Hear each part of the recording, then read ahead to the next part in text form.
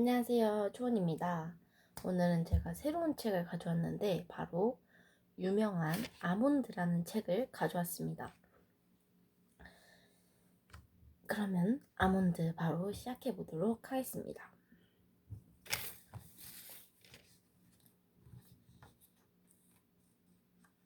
그날 한 명이 다치고 여러 명이 죽었다.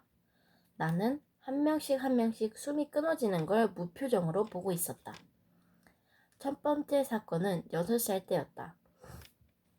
그날 엄마는 나를 데려오지 않았다. 실은 엄마가 몇 년 만에 아빠를 보러 간 곳이었다. 엄마는 예전부터 이제는 아빠를 잊을 때가 됐다고 말했지만 못 잊은 것 같다. 새로운 사람을 만나겠다는 건 아니지만 무조건 잊을 거라고 납골당 벽을 닦아가며 이야기를 하였습니다. 유치원의 아이들이 모두 사라진 후 나는 유치원 건물을 빠져나오고 있었다. 6살 남자아이가 집 위치에 대해 아는 거라곤 육교 너머 어딘가에 있는 것이다. 육교 아래 나는 차가 지나가는 타이밍에 맞춰 침을 뱉고 있었다. 어떤 아주머니가 나에게 뭐하냐고 소리를 지르고 아주머니는 사라졌다. 나는 비둘기를 따라서 어디론가 갔다. 길을 잃은 것을 알았을 땐 이미 늦었다고 생각을 했다. 그래서 지구는 둥그니까 걷다 보면 나오겠지라는 생각으로 계속 걸었다. 갑자기 어디에선가 아이의 울음소리 같은 게 들렸다. 나는 소리가 들리는 곳으로 발걸음을 옮겼다. 알고 보니 나보다 나이는 많은 것 같은데 한 아이가 바닥에 피를 흘리며 누워있는 것이었다. 근데 지나가는 사람이라고는 한 명도 안 도와주고 그 아이 위에 사람들의 그림자만 지나갔다.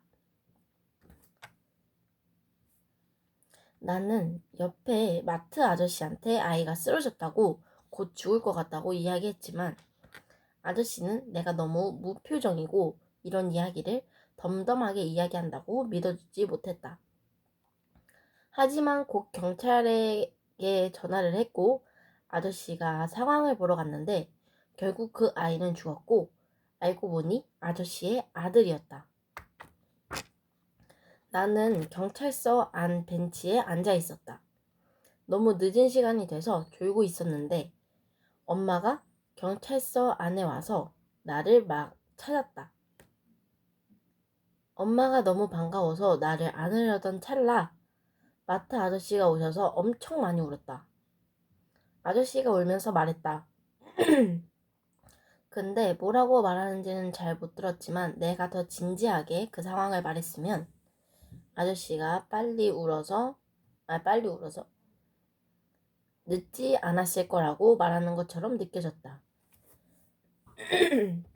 그날 밤 나는 저녁에 블록을 가지고 놀고 있었는데 엄마가 그 상황에 무섭지 않았냐고 물어보자 나는 아니라고 했다.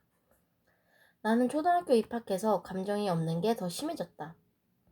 입학식 때 어떤 여자애가 넘어졌는데 그냥 보고만 있었다가 갑자기 그 여자애 엄마가 오더니 나한테 왜 도와주지도 않고 그냥 보고만 있었냐고 물어보았다.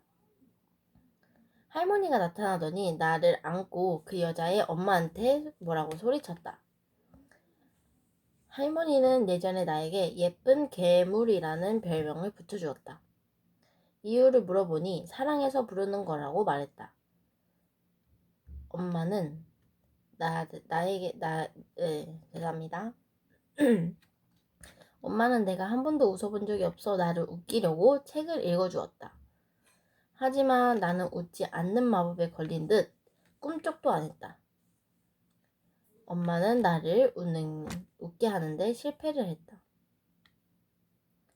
이러한 감정이 없는 거에 대해 병원에 갔는데 병원에서는 아무 말 없다고 말했다.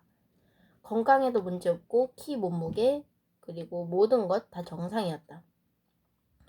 나는 돌이 지나도 4살이 지나도 웃지 않았다. 엄마와 나는 더 큰 병원에 갔다.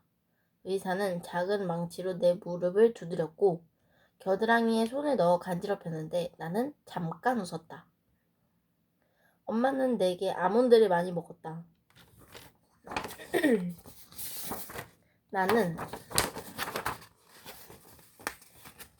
나는 전 세계 아몬드를 다 먹어봤을 정도로 많이 먹어봤다. 내가 아몬드를 좋아해서 이렇게 많이 먹는 게 아니다. 삼시세끼 식탁에 아몬드만 올려져 있었다. 누구나 머릿속에 아몬드를 2개 가지고 있다. 여기서 아몬드, 머릿속에 아몬드 가지고 있다는 게 네 이렇게 말하는 거죠. 그런데 내 머릿속의 아몬드는 어디가 고장난 것 같다. 그래서 나는 남들이 왜 우는지 잘 모르겠다. 의사들은 나를 감정표현 불능증이라는 진단을 내렸다. 한마디로 표현을 잘 못한다는 것보다 잘 느끼지 않는다. 의사는 전문 용어들을 꺼내면서 나의 진단 결과를 말하고 있었다. 의사 선생님께서는 사람마다 뇌가 다르니 경과를 지켜보자고 말했다. 하지만 엄마는 의사 선생님께서 나를 치료해 주실 거라고의 믿음을 접었다. 나는 내 머리가 엄마 때문이라고 생각한다. 왜냐면 엄마는 나를 임신했을 때 담배를 피우거나 술을 마셨기 때문이다. 나는 엄마가 이런 아이로 자라기를 계획한 거일 수도 있다고 생각했다. 어쨌든 그 여자아이가 넘어진 사건이 끝나고 엄마는 나에게 교육을 했다. 하지만 나는 내 앞에서 누가 나한테 화내던 무서운 표정으로 날 보던 상관이 없다. 엄마는 색종이를 가져와 글을 썼다. 차가 올 땐, 사람이 올 땐, 상대방이 웃을 땐 어떻게 해야 되는지 다 적어주셨다. 나는 그때 아직 8살밖에 되지 않아서 이해할 수 없었다. 내 또래 친구들은 구구단을 외울 때 나는 저 글을 외웠어요. 그리고 엄마는 나에게 내가 남들과 다르다는 점을 누구에게는 알려서 안 된다고 당부했습니다. 그 후로 엄마는 나에게 감정을 계속 알려주었다. 내가 조금 더 크자 엄마가 감정을 물어보면 머뭇거리는 모습이 잦아졌다. 나는 엄마의 노력과 매일매일 해주셨던 말씀 덕분에 학교에서 별 문제 없이 잘 지내고 있다. 하지만 내가 어려워하는 건 돈 문제였다. 나는 초록색이 10,000원, 파란색이 1,000원인 걸 모르고 있었다. 나는 다른 친구들이 말을 걸면 무조건 화를 낸다. 그래서 아이들이 가끔씩 놀라기도 한다. 엄마는 이런 나를 보고 너랑 친해지고 싶다는 뜻이고 더 가까이 하면 사랑이라는 뜻이라고 말했다. 엄마와 할머니는 이번에 나에게 사탕의 맛을 알려주셨다. 이 맛은 어떤 맛인지 비슷한지 이 사탕은 이 맛이고 어떤 맛하고 비슷한지 구별하는 방법을 알려주셨다. 여기까지 이야기입니다. 일단 사람에게 감정이 없으면은 그 사람도 힘들고 상대방도 당연히 힘들 것 같아요. 왜냐면 내가 야 이거 재밌지 않냐? 그러면은 잘 재밌는지 잘 모르겠네 이런 거니까 저는 그렇게 생각해요. 그래서 저는 지금 되게 건강하게 태어나서 기쁘고 그리고 표정이 이렇게 있잖아요. 슬프거나 화나거나 웃거나 이런 게 되게 좋아요. 그러면 오늘 영상도 여기까지. 안녕.